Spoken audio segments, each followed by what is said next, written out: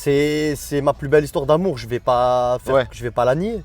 Donc Ok. ouais, ça a été la plus belle et malheureusement, mais aujourd'hui, c'est la pire. Non, T'es resté quand même la nuit avec c'est elle. pas ça. En fait, ce qui s'est passé concrètement, c'est que je vais te donner tous les détails. Ok. En vérité, je te le dis, je te fais cet aveu-là, je ne savais pas par où commencer. Bien sûr que j'appréhende parce qu'il y a plein de sentiments qui se mélangent. Si là je t'en parle avec autant de hargne, de passion, c'est parce que je sais très bien que je ne suis pas indifférent à toutes les merdes qu'elle met tous les jours dans ses stories. Moi, j'assume pleinement le fait que pour réussir à ne pas être rattrapé plus tard par tout ce que je te raconte là, Ouais. j'ai besoin de lui dire enfin. Mais je crois qu'il est schizo, je crois qu'il a un vrai problème, je crois qu'il a plusieurs personnalités en lui, vraiment.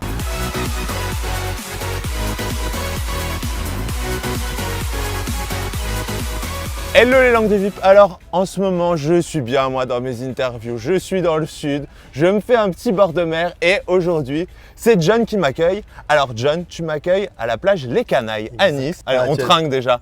En ce début d'interview on trinque. Avant l'effort, le réconfort. Voilà, c'est ça. On verra si tu finis le verre. Alors John, déjà je voudrais savoir comment ça s'est passé ton été. Ben, très T'as bien. fait quoi cet été? Franchement, j'ai beaucoup bossé. Je t'avoue que j'ai pas mal de projets qui sont en cours, donc j'ai beaucoup travaillé. Mais entre deux, j'ai la chance de bronzer, ça se voit à mon teint. Ouais, si. Hein Hein Franchement, Donc voilà. le mec est bien quoi. Le mec est Bronzette, marron. Grave. Ben, on m'a dit que je ressemblais à chez Marmour. Je peaufine Ah le bah là bronzage. oui, c'est sûr que Je là pousse, c'est je bon. pousse. On est dans le sosie. De fou. Et alors moi j'ai une question là pour toi. Actuellement il y a la diffusion des Anges 12. Ouais.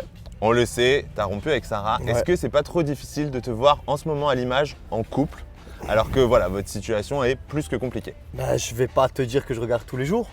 Je regarde les épisodes où je sais qu'il va y avoir un événement assez marrant. Tu vois, je me suis transformé en Josette le temps d'une journée et d'une soirée. J'ai regardé ça parce que je me concentrais sur cet aspect-là de l'épisode. Ouais. Tout ce qui va toucher à les cadeaux que je lui fais, quand je lui fais une surprise pour nos 7 mois, quand je lui fais faire une chasse au trésor à travers la ville, enfin toutes les petites attentions que j'ai et que je regarde encore en mémoire. Mais je ne les regarderai pas, je le sais parce que ça rien de remuer le couteau dans la plaie, surtout que la plaie elle est encore un peu vive. C'est ça alors. Où est-ce que vous en êtes aujourd'hui dans vos rapports? Ils sont nuls, c'est-à-dire que de mon côté c'est silence radio Ouais. et du sien bah, j'ai l'impression qu'elle parle souvent de moi sur les réseaux et c'est les seuls rapports qu'on a à l'heure d'aujourd'hui. C'est vrai que là il y a une vraie différence par rapport aux autres ruptures que Sarah elle a connues parce que d'habitude elle s'est jamais exprimée sur ces ruptures et là on sent qu'elle a eu besoin de prendre ses réseaux et Carrément. d'expliquer les choses un peu comme si moi en tant que public vraiment quand j'ai appris votre rupture je m'y attendais pas parce que finalement quand je voyais vos stories tout allait bien et tout et donc j'aimerais bien justement comprendre parce qu'il y a eu ces rumeurs comme quoi t'as rompu avec elle mais t'es resté à côté d'elle pour dormir et tout je voudrais qu'on fasse un gros point là-dessus. Bien sûr. Grosse mise au point. Bon, déjà, il faut que tu saches, enfin, toi tu le sais, mais il faut que tout le monde sache que j'ai toujours refusé de prendre la parole à ce sujet-là.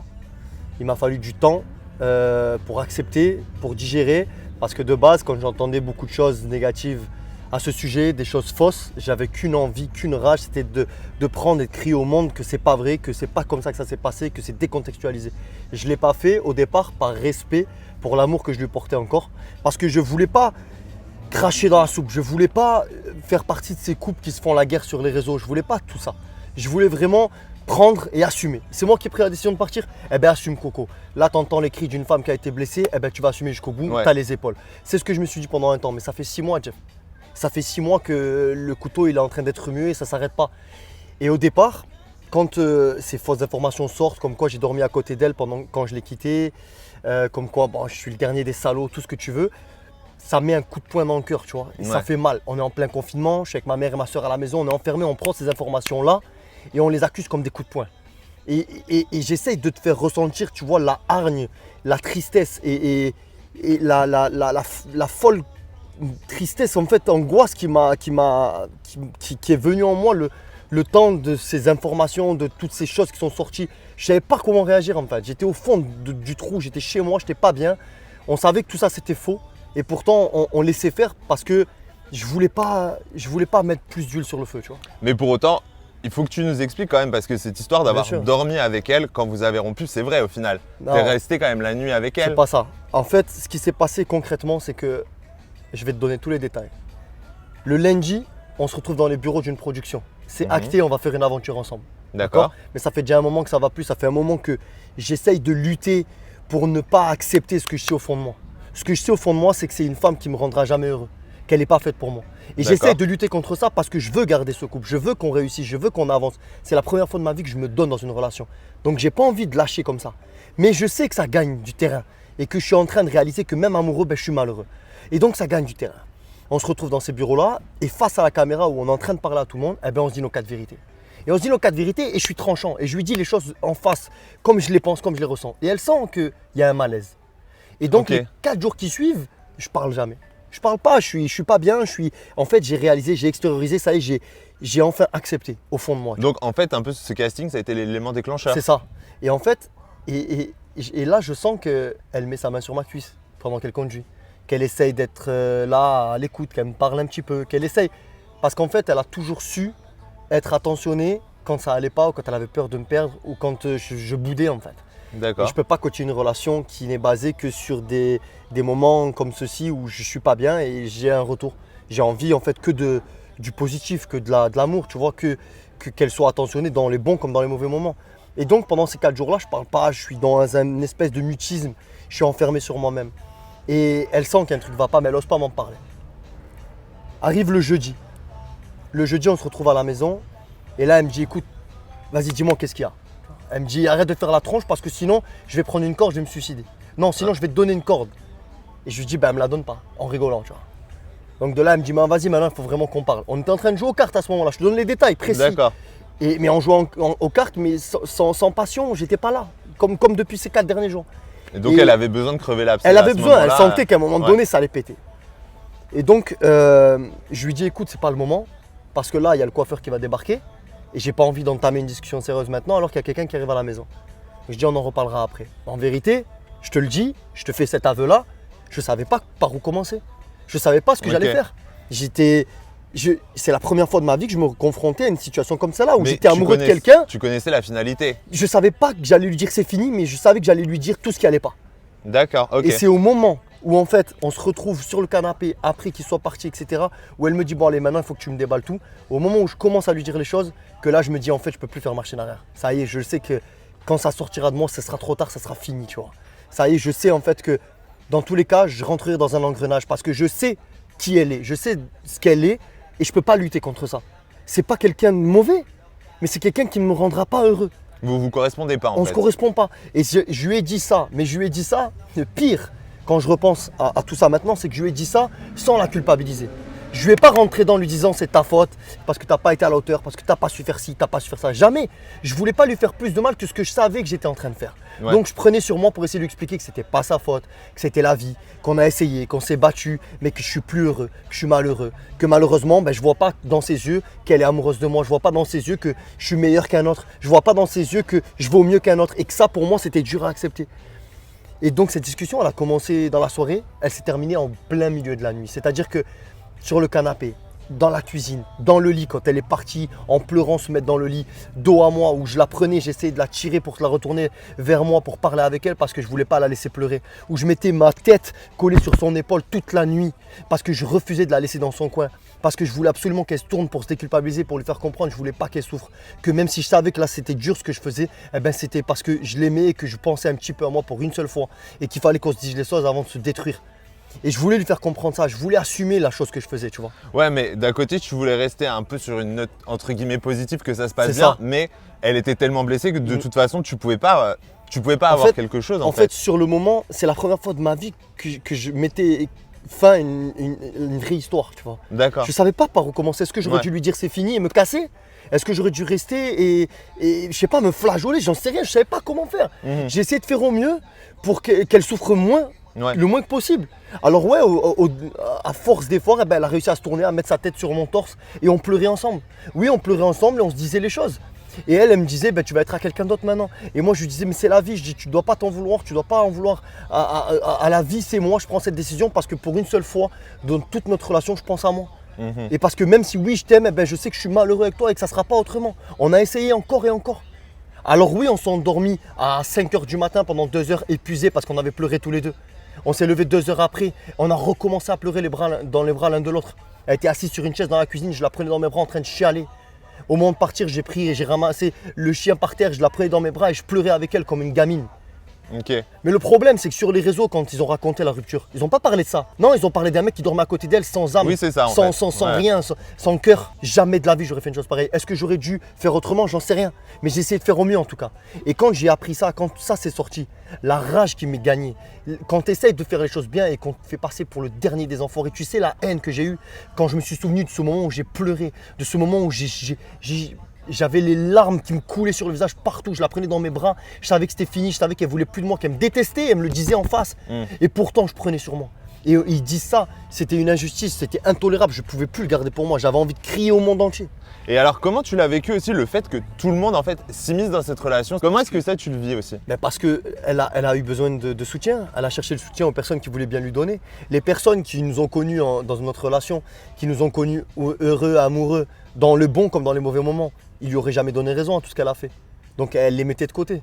Elle préférait s'entourer de gens qui ne m'aimaient pas ou des gens qui cherchaient un petit peu à faire parler d'eux. Ouais. Mais la Night, en soi, pas un seul appel, pas une seule fois, on l'a vu de toute notre relation. Elle débarque comme un cheveu sur la soupe pour parler de notre relation et la juger. Ça s'est vu d'où? Léana, c'est la même. On s'est vu une fois, ça s'est très bien passé. Et depuis qu'elle, dans le confinement, elles ont fait 2-3 lives ensemble, elle m'en a mis plein la gueule. Mais c'est quel genre d'humain ça? D'où tu peux te permettre de faire une chose pareille alors qu'il y a eu des vrais sentiments à côté? Si toi tu es capable de faire des fausses relations pour essayer de faire des émissions, c'est ton problème. Mais c'est pas le mien. Parce que moi, en l'occurrence, c'était une vraie relation, tu vois. Donc toi, tu cherches des relations fake, c'est ton problème. Moi, c'était pas mon cas. Donc il faut respecter ça. Ilan, je t'en parle même pas. On sait très bien que lui et moi, ça passe pas. Ouais. Donc forcément, on lui a tendu la perche, il a saisi tout ce qui peut faire en sorte de me rentrer dedans. Il va pas lâcher l'opportunité de me faire du mal autant qu'il le peut. Donc forcément, elle s'est entourée de ces 4 fantastiques là. Et les 4 là, ils ont essayé de me faire un peu passer pour ce que je suis pas. Je les ai laissés faire parce que je voulais pas leur donner ce qu'ils attendaient de moi. Je voulais pas qu'ils fassent du bruit sur les réseaux juste pour ça. Je voulais pas jouer en fait avec une vraie relation. Et alors, là, une fois que voilà, vous avez rompu, il y a le confinement qui arrive.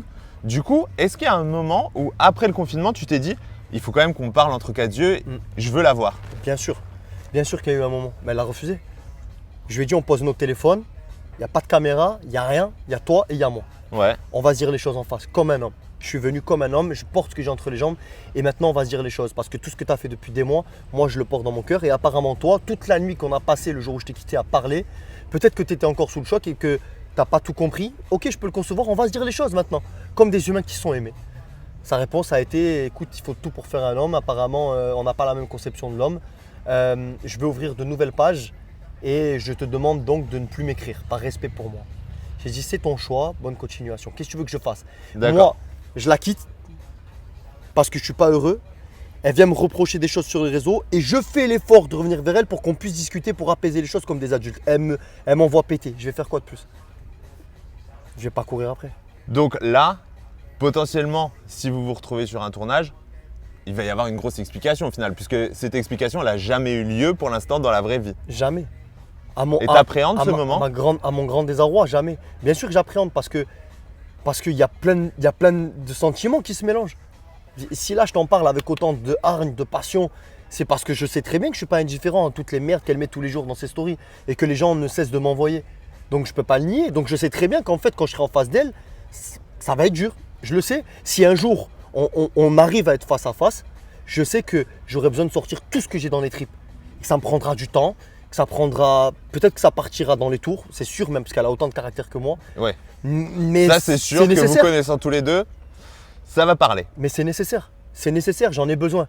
Elle fait partie de ce genre de personnes qui prétendent pouvoir passer à autre chose sans avoir complètement fermé un livre, sans avoir sorti tout ce qu'ils avaient dans leur cœur concernant une histoire. Moi, je pense que ça, c'est se voiler la face. Moi, j'assume pleinement le fait que pour réussir à ne pas être rattrapé plus tard par tout ce que je te raconte là, ouais, j'ai besoin de lui dire en face. Tu as besoin de lui dire. Et je sais que j'en ai besoin pour moi, pour ma paix intérieure, tu vois. Je sais que j'en ai besoin. Mais pour autant, est-ce que tu penses que, voilà, après on connaît les tournages, il peut se passer des choses. Est-ce que tu penses que reprendre votre histoire, ce serait possible? C'est pas possible, Jeff. Comment tu veux que je reprenne une histoire avec quelqu'un de qui j'étais amoureux, qui m'a bafoué, qui me rendait pas heureux, qui, une fois que je l'ai quitté en étant le plus respectueux possible, a réussi à me rouler dans la boue comme une vulgaire merde et qui continue alors que ça fait 6 mois, comment tu veux que j'envisage une chose pareille? Mais tu penses qu'au moins, vous pourriez peut-être vous réconcilier à minima et que justement, bah voilà, Après, c'est certainement, elle avait besoin d'extérioriser toute sa colère et tout sur les réseaux. Elle a sorti tout ce qu'elle pouvait sur toi pour extérioriser tout ça. Mais est-ce que tu penses qu'après, vous pourriez, alors pas vous remettre ensemble, mais peut-être être cordiaux, on va dire. Même pas amis, mais cordiaux. Pourquoi j'ai pas réagi les premiers mois? Parce que je savais qu'elle avait besoin d'extérioriser, qu'elle avait besoin que c'était pour elle. Donc moi, j'ai pas fait preuve d'égoïsme, je l'ai laissé. J'ai laissé m'en mettre plein la gueule pour elle, pour qu'elle réussisse à avancer et à se faire une raison. Mais maintenant que ça fait autant de temps et qu'elle n'a pas réussi à en démordre, tu veux que je fasse quoi moi? Il est où l'espoir? Je la connais et je sais pertinemment que même si moi, je veux qu'on reparte sur des bases positives, qu'on ne se tire pas dans les pattes, qu'on ne gâche pas l'histoire qu'on a vécue, ça ne sera pas possible. Elle n'en est pas capable. Tu sais pourquoi elle n'en est pas capable? Parce que si elle le faisait, elle serait obligée d'accepter et de reconnaître sa culpabilité dans cette relation. Elle serait obligée d'accepter sa part de responsabilité dans la rupture. Et elle ne veut pas parce que ça va la faire souffrir. Alors peut-être que je fais de la psychologie de comptoir, mais moi, mon analyse à moi, c'est qu'elle ne sera jamais capable d'accepter et d'assumer qu'elle n'a pas été à la hauteur. Parce que si elle le fait, ça voudra dire qu'elle souffrira encore plus que ce qu'elle a déjà souffert. Elle a souffert, attention, hein. Elle a souffert 4 jours. Elle a souffert 4 jours et après elle a commencé à m'en mettre plein la gueule pour essayer de se soigner. Oui, mais pour le coup, elle a vraiment souffert parce que quand même dans votre relation, elle était vraiment amoureuse. Parce que moi, je me souviens, il y a des moments quand même où je l'avais au téléphone quand il y avait ton histoire dans le cross et tout ça. Je sais, que ça avait fait des hauts, des bas. Elle était quand même prête à prendre le risque de se cramer en fait avec une prod pour venir te reconquérir et tout ça. Ça, je sais pas, c'est un autre sujet, Jeff. Je te mens pas, c'est un autre sujet, c'est archi long. Mais j'ai un autre avis sur ça. Je pense que si c'était vrai, elle serait venue, elle n'aurait pas cherché une excuse. Elle aurait pris, elle aurait sauté dans le premier avion et elle serait venue tout de suite. Mais après, ça, c'est un autre sujet. Ouais, mais bon, elle était quand même amoureuse. Vous avez quand même eu des vrais sentiments. Je pense qu'elle a vraiment eu quelque chose pour moi. Mais je pense pas que c'était à la hauteur de ce qu'elle prétendait. Et alors, on repart sur une note un peu plus positive. Est-ce que pendant cet été, tu as eu des petits crushs? Est-ce que tu as réussi un petit peu à te changer les idées? J'ai eu des histoires, mais rien de sérieux. J'ai vécu ma vie de célibataire. Ouais. Mais non, j'ai pas eu ce petit truc qui m'a permis d'imaginer autre chose, tu vois, d'envisager plus. Et alors, est-ce que maintenant que tu es un des célibataires quand même les plus en vue? Merci. Parce que, non, mais c'est vrai, il faut pas se mentir. T'es mignon, t'es intelligent, t'es gentil. T'es mignon. C'est bon, ça coche les cases. Bon, vas-y, t'es sexy, mais bon, tu nous as pas ouvert la chemise encore. On attend quand tu ouvriras la chemise, on le balance. Donc, est-ce qu'il y a des filles comme ça de télé qui sont venues vers toi? Moi, j'ai envie de savoir ce qui se passe dans tes DM. Ah, tu le sais. Tu sais que déjà avec Shana, il y avait ambiguïté. Tu sais très bien qu'on a beaucoup parlé pendant le confinement. Ensuite, on a été beaucoup en conflit. Donc du coup, fatalité, quand elle est venue en France, elle m'a proposé qu'on se voit pour apaiser les tensions. J'ai accepté.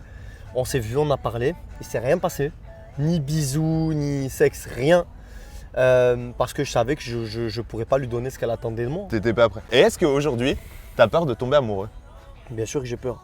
Quand tu souffres comme j'ai pris ces derniers mois, parce que je ne le montrais pas. Parce que je ne prenais pas mon téléphone pour dire les gars, là je suis au fond du trou là. Là vous voyez là tout de suite, il y a ma mère et ma soeur qui essayent de me ramasser à la petite cuillère parce que pendant le confinement j'étais avec elle. Mais non, je le faisais pas. Mais pourtant, moi je te le dis Jeff, mais tu le sais parce qu'on s'est eu au téléphone, j'étais au fond du gouffre pendant des semaines et des semaines. Alors quand tu vis ça, est-ce que tu as envie de te reprendre le risque de revivre la même chose? Franchement, c'est-à-dire que tu vas te remettre avec quelqu'un pour qu'on te mente, parce qu'elle m'a menti à plusieurs reprises. Donc bafouer la confiance que tu donnes. Bafouer les rêves que tu mets dans une relation parce que au final tu t'attends à vivre un rêve éveillé d'amour et d'étoiles, de paillettes et tu te rends compte qu'en vérité ça va que dans un sens pour qu'ensuite une fois que tu mets un terme à la relation tu t'en prennes plein la gueule. Connaissant toutes ces informations, honnêtement à l'heure d'aujourd'hui moi je suis pas prêt et mis ça en parallèle avec le fait qu'il y en a beaucoup aujourd'hui qui sont là par intérêt et en plus que c'est dur de faire confiance à l'heure actuelle parce que la société veut qu'on soit pris pour des produits de consommation. Ouais. On passe de l'un à l'autre. Franchement, ça fait beaucoup et je suis pas prêt. Honnêtement, je suis pas prêt. D'accord, donc pour l'instant, pause. Ouais, carrément. Bon, alors je te propose maintenant qu'on passe à d'autres questions, puisqu'il n'y a pas que moi qui ai des questions, mais vous aussi, vous m'avez posé des questions sur les réseaux sociaux. Alors John, es-tu prêt pour les questions du public? Ouais, j'espère que ça va me changer un peu les idées, putain. Allez, question de Marion Caboyle. Salut John, regrettes-tu d'avoir quitté ta carrière de footballeur pour la télé-réalité? Si oui, pourquoi? Et enfin, quelle est ta plus belle rencontre en télé-réalité? Donc déjà la carrière de foot, est-ce que tu regrettes de l'avoir quittée ou pas? Non, je ne regrette pas parce que quand j'ai décidé de mettre un terme à ma carrière de foot, c'est parce que j'étais plus heureux dans ce que je faisais. Et j'estime que quand on est plus heureux dans ce qu'on fait, il faut savoir prendre son courage à deux mains et changer. C'est un peu ce que j'ai fait dans ma relation amoureuse. À savoir que la vie passe trop vite pour qu'on s'entête à rester enfermé dans une bulle qu'on pense être normale parce que la société veut que c'est normal, que ça soit normal. J'ai pris mon courage à deux mains, je ne savais pas vers où j'allais. Mais j'ai pris cette décision et je ne la regrette pas du tout parce qu'elle m'a permis de rentrer auprès de ma famille, de découvrir un autre univers et voilà, et de vivre autrement un travail que je ne connaissais pas. Donc non, pas de regret. Et alors, deuxième partie de la question, ta plus belle rencontre en télé-réalité? C'est qui? Il va y avoir des déçus. Attention, roulement de tambour. Bon, allez, on va dire 2. On peut pas non plus dire 5 ou 10. Hein. Franchement, ça me fait chier, putain. Ça me fait chier, mais je serais malhonnête et je serais hypocrite si je disais pas ça. C'est la vérité. Ça a été la meilleure et la pire rencontre, Sarah. D'accord. C'est ma plus belle histoire d'amour, je vais pas la nier. Donc Ok. ouais, ça a été la plus belle et malheureusement, mais aujourd'hui, c'est la pire. Alors, question de tvréalité.r. Alors, attention, là, on a eu ton coup de cœur. Donc maintenant, Ah. on passe à tes 3 plus grosses déceptions. Ok. Ilan, parce que je lui ai redonné ma confiance et il a encore bafoué en mentant. Mais je crois qu'il est schizo, je crois qu'il a un vrai problème. Je crois qu'il a plusieurs personnalités en lui. Vraiment, je pense qu'il oublie des choses ou alors il a une amnésie choisie. Et au fond, je pense il est peut-être pas mauvais, je sais pas. Mais dans Je pense pas que ce soit un mauvais gars. Mais il est perdu en tout cas. Et ce que je sais, c'est qu'il a voué un espèce de problème avec moi depuis mes débuts et qu'il en démord pas. Et que ça y est, je suis arrivé à un niveau où je peux plus. Saturation. Ah, je peux plus prendre sur moi, je peux plus. Donc ouais, grosse déception. Déception, je dirais Eddie. Ah, parce que c'est quelqu'un que j'adore. Vraiment, je le kiffe comme un frère. Mais je sais pas, il y a eu un problème tout bidon en fait. Où il est venu me reprocher de ne pas prendre ses nouvelles pendant une semaine. Suite à une histoire que j'ai voulu régler pour lui d'ailleurs. D'accord. Et juste après ça, plus de nouvelles, plus rien.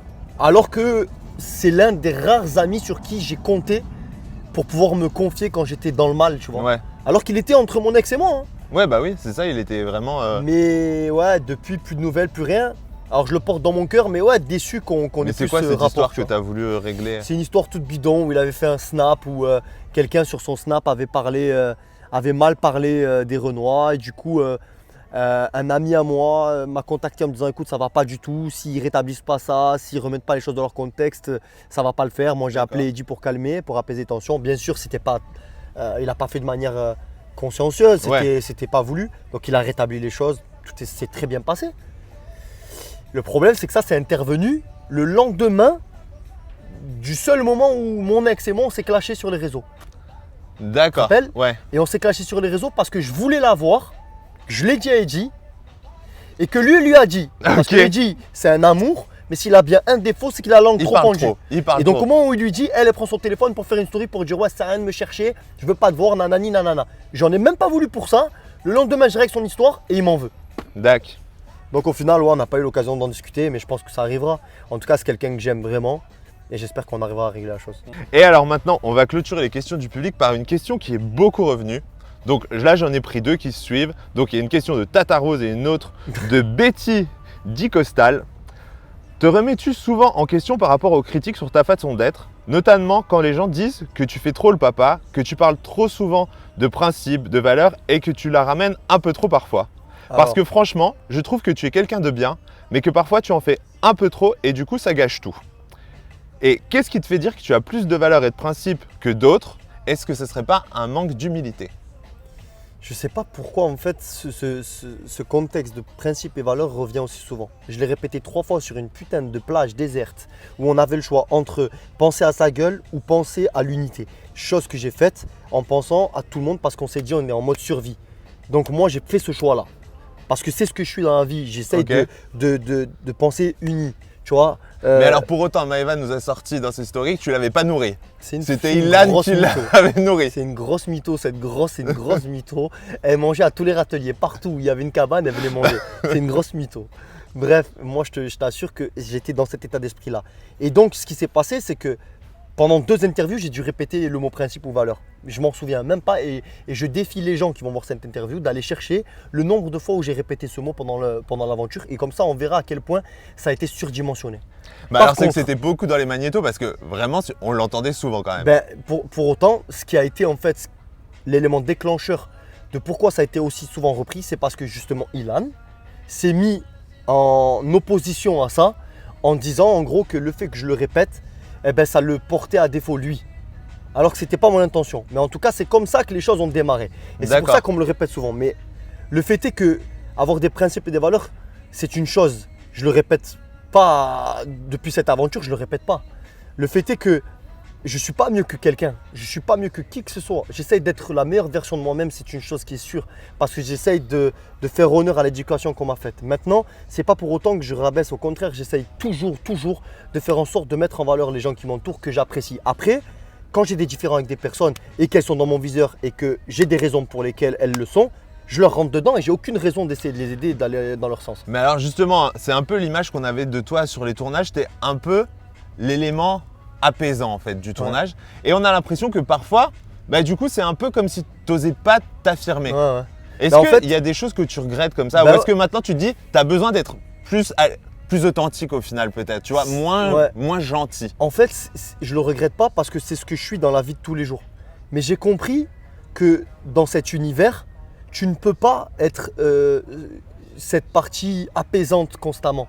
C'est-à-dire que je ne peux pas être autant pris pour un con que ce que j'ai été dans tous les tournages que j'ai fait. Parce qu'à chaque fois que je vais essayer d'apaiser, de calmer le jeu, il y aura forcément un élément parmi les deux opposés qui va se foutre de ma gueule. Parce qu'il va faire exprès ou qui va se jouer de ça ou qui va utiliser justement le fait que j'apaise les choses pour en jouer et pour aller chercher des séquences ou pour exister. Donc au final, j'ai compris que ma naïveté, c'était pas une qualité. D'accord. Et peut-être que cet univers de télé m'a appris à être moins naïf. Peut-être que mon ex-relation m'a appris à être moins naïf. Et à l'heure d'aujourd'hui, c'est pas un manque d'authenticité. À l'heure d'aujourd'hui, c'est moins l'envie de toujours vouloir apaiser. Parce que je pense qu'il y a des personnes qui ont besoin qu'on leur rentre dedans. Ouais. Et j'ai plus envie en fait de penser aux autres en fait. J'ai envie de penser à moi. D'accord. J'ai envie aujourd'hui que quand il y a un truc qui me déplaise, je le dis, je le crie haut et fort. Tu vas vivre maintenant vraiment tes aventures pour toi. Je vais laisser mes émotions parler pour moi et que ça plaise ou pas. Et à ce moment-là, je pense qu'on verra un autre côté de moi, un côté un peu plus virulent, un peu plus sauvage. Ça ne changera pas de ce que je suis profondément, à savoir quelqu'un qui aime les gens, qui aime la vie. Mais quand je serai face à des personnes qui vont m'hérisser le poil bien comme il faut, tu vas vite le comprendre et il n'y aura plus d'apaisé qui tienne. Ok. Bon bah alors John, je pense qu'on a fini notre interview. Seulement à toute fin d'interview, il y a quand même une petite surprise. Ah, merde. Alors, est-ce que tu es prêt? Je sais pas. Il y a des gens qui ont des questions pour toi. Ok. Et naturellement des gens que tu flipper. connais. Ah oui, Non, je sais. des gens que je connais? Ah bah oui. Attends, sinon c'est pas drôle. Hein. Vas-y. Et voilà. Ouais, John, mon frère, j'espère que l'interview avec Jeff, elle se passe bien. Mais bon, pour ça, normalement, il n'y a pas de problème. Donc, du coup, je vais te poser une petite question. Je sais que tu as eu des déboires amoureuses. C'est compliqué, on en a parlé plein de fois. Qu'est-ce que tu préférerais aujourd'hui? Tu préférerais réussir dans ta vie professionnelle ou être vraiment bien installé dans ta situation amoureuse? À toi, et une réponse sans langue de bois. Attention. C'est mon Toto. Alors. Mon frérot, il me pose une question pertinente parce qu'il me connaît bien et je pense qu'il a la réponse. Je donnerai tout en fait, tout ce que j'ai pour vivre la relation d'amour que j'ai toujours voulu vivre, celle du conte de fées. D'accord. C'est la seule chose que je Tu pourrais maîtrise tout pas. quitter en fait pour Tout, ça. absolument tout, parce qu'en vrai, je pourrais tout faire de mes mains. Je pourrais recommencer un autre métier, je pourrais faire autre chose. Je ne m'accroche pas à cet univers de télé comme je ne m'accrochais pas à l'univers du foot. La seule chose que je ne maîtrise pas, c'est l'amour en fait. Ça me tombe dessus. Donc si demain on met un papier, on me dit signe là, tu vas vivre l'histoire d'amour de ta vie. Mais par contre, il faut que tu te barres à l'autre bout du monde et tu lâches tout ça là. Les paillettes, l'argent et tout. Je fonce tout de suite, Ah ouais. sans hésiter. Mais attention, tu me ramènes Margot Robbie quand même. Voilà, pas pour n'importe qui. Et alors attention, c'est pas fini naturellement. Ah ouais, ok. Hein. Hop. Ouais, John, deuxième question. Et alors, celle-là, elle est très subtile et très compliquée. Alors, est-ce qu'il faut que tu aimes pour faire l'amour avec ta partenaire ou est-ce qu'il faut que tu fasses l'amour pour aimer ta partenaire? Compliqué, celle-là. Ouais, clairement, il Alors. faut que je fasse l'amour pour aimer. C'est-à-dire que je peux faire l'amour sans aimer quelqu'un, Ouais. mais je pense que les émotions, elles explosent quand tu fais l'amour à quelqu'un et pour qui tu as un vrai truc. Et c'est de là qu'après, l'amour naît vraiment et se complète, tu vois. D'accord, donc c'est le point de départ. Peut-être pas le point de départ, mais en tout cas, c'est ce qui vient concrétiser fermement une relation. Et alors, on clôture l'interview. Dernière question, et pas des moindres. Tu vas reconnaître aussi. Hop. Oh! Et coucou John, je suis avec Toto en plus. Voilà. Donc voilà, je vais rester dans le même thème pour la question. Et moi, je vais te poser une question encore plus compliquée. Est-ce que tu préfères être avec une fille, genre c'est ta cam, c'est une bombe atomique, mais tu sais, genre tu vas avoir des sentiments, mais tu vas pas forcément l'aimer, et ça va être la folie au lit. Ou est-ce que tu préfères être avec une fille que tu vas aimer comme un fou, mais que tu n'arriveras pas avec elle au lit? Attends, là, c'est vraiment une question compliquée. Mais, Les dilemmes de Mehdi. Je vais le prendre à chaque interview. mais comment tu veux aimer quelqu'un à la folie mais t'arrives pas au lit? C'est chaud quand même. Ah bah oui, mais bon. Euh, Métaux, ça c'est un peu comme tu préfères avoir 3 bras ou 3 jambes, C'est quoi. chaud. Donc, Ou est-ce que tu préfères être avec quelqu'un, c'est ta cam, tu la kiffes, c'est le pied au lit, mais tu l'aimes pas plus que ça? ouais. Non, le cul c'est important dans une relation quand même. Je pense que je préfère la première proposition et après ça. Ou alors la deuxième et en fait on va avoir un docteur. Ouais, alors la deuxième on va avoir La un docteur, deuxième, Léo. on va avoir un Ouais, docteur. on va avoir un Faut docteur. trouver une solution. Ouais, on va trouver une solution. On va se faire soigner. Bon bah nickel, bah écoute, je pense que là on a répondu à tout, même aux questions les plus étranges. Oui. Hein. Au moins tout est fait. Sans langue de bois. On a fait le tour. Donc John, on trinque. On va se faire un petit plongeon nous Ouais. et on les laisse tranquilles. Toujours. Allez, on vous embrasse les langues de VIP et on vous dit à bientôt. Ciao ciao.